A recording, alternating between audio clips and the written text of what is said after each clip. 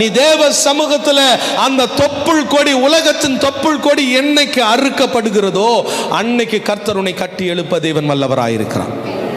யாபே சொல்றான், என் தாய் என்ன எங்க கர்ப்பம் தரித்தாளா? என் தாய் எங்க கர்ப்பம் தரித்தாளா? பாவத்துல கர்ப்பம் தரித்தா. என் தாய் எங்க கர்ப்பம் தரித்தாளா? பாவத்துல கர்ப்பம் தரித்தா.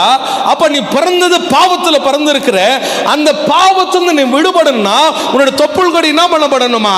கட் பண்ணப்படணும். அப்போ தொப்புள் கொடி கட் பண்ணப்படும் போது அங்க உலகத்தில் இருக்கிற காரியம் எதுவும் சரீரத்தில் இல்லாதபடி உன் சரீரம் பரிசுத்தமாக்கப்படும்.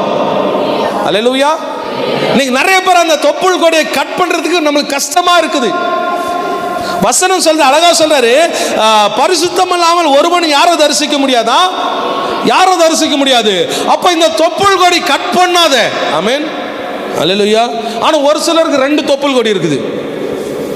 ஆமென், அல்லேலூயா. ஒரு கனெக்ஷன் சபைக்குள்ள இருக்கும், ஒரு கனெக்ஷன் உலகத்துக்குள்ள இருக்கும். ஆமா, கரெக்டாப்பா அண்ணா, கரெக்டா? ஒரு ஒரு தொப்புள் கொடி எங்க இருக்கும்? சபைக்குள்ள கனெக்ட் ஆயிருக்கும். எல்லா ஜபத்துக்கு வருவாங்க, எல்லா பாட்டு பாடுவாங்க, எல்லா சோதர ஜபத்துக்கு வருவாங்க, எல்லாத்தையும் ராபோஜனத்தை பங்கெடுப்பாங்க. ஐயா என்ன போல பரிசுத்தவான் கிடையாது நிற்பாங்க.